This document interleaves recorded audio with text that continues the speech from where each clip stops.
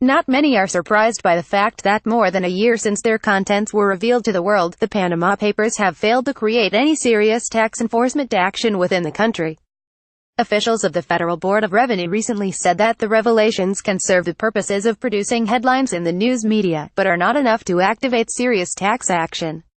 In particular, they say that it is not enough to know that a certain individual or entity owns an offshore company. They need to have details of the assets connected with that company to be able to proceed. This may well be the case.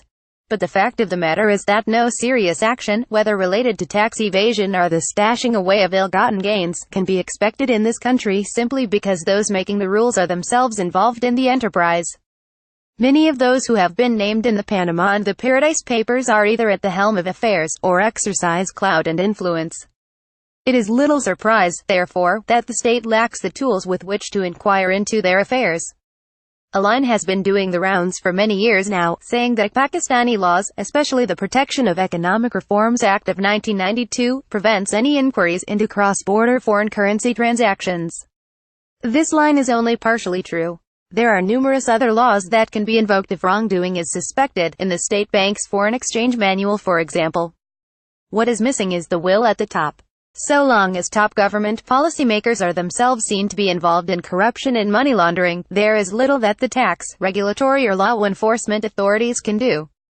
Adding to the problem, if allegations of money laundering and corruption are politicized in an exercise of selective enforcement, it makes the entire process more of a witch hunt than a means to plug the loopholes that enable the cross-border movement of illicit or tax-evaded wealth. The FBR officials are partially right when they point out that their hands are tied in the face of these disclosures.